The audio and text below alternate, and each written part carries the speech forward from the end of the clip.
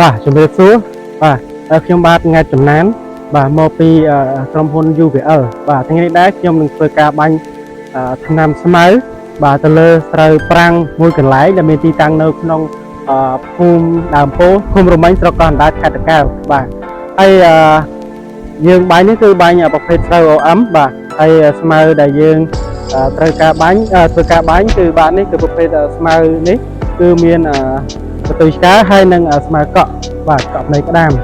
បាទស្រូវដែរគឺមានអាយុ9ថ្ងៃបាទហើយយើងនឹងធ្វើការបាញ់ជាមួយនឹង stem បាទហើយចំពោះ stem គឺជាផលិតផលរបស់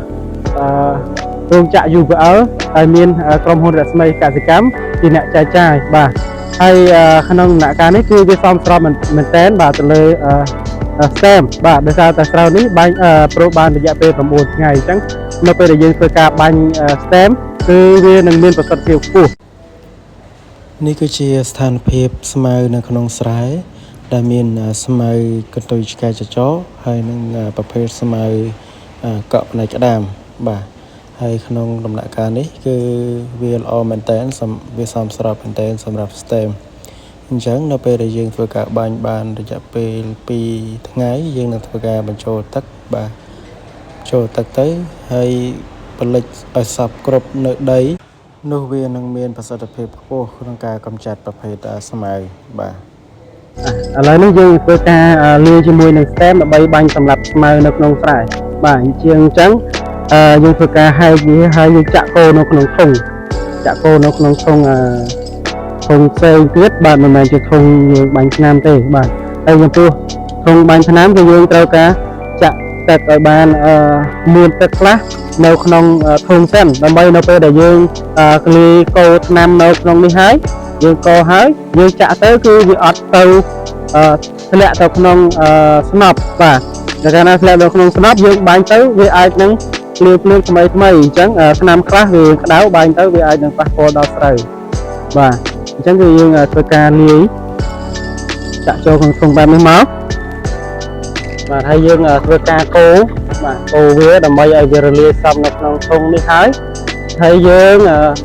ចាក់ចូលទៅក្នុងធុងបាញ់ថ្នាំនឹងមិនជាការល្អប្រសើរបាទបើសិនជាកាលណាយើងអត់កូរនៅក្នុងធុងនេះឲ្យរលាយសព្វទេថ្នាំខ្លះវាអាចនឹងកកបាទអញ្ចឹងទៅពេលដែលយើងបាញ់វាអាចនឹងទៅកកស្ទះនៅក្នុងដងស្នប់យើងបាញ់អត់ចេញឬមួយក៏បញ្ចេញខ្លាំងពេកបាទ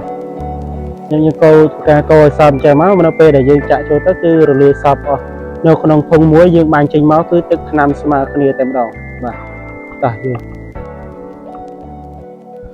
ធ្វើការចាក់ចូល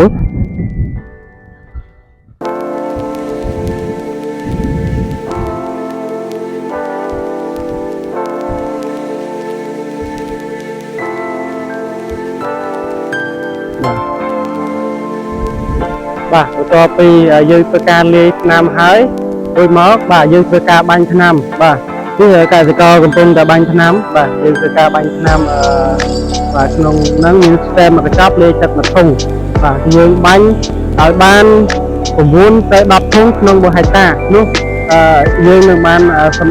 មត្ថភាពក្នុងការកម្ចាត់ស្មៅបានល្អបាទពេលនេះយើង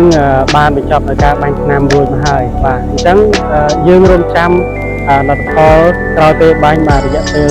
3ទៅ4ថ្ងៃយើងនឹងធ្វើការមកមើលវាសាថ្មីតើវាងបានប្រមាណភាគរយបាទសូមអរគុណ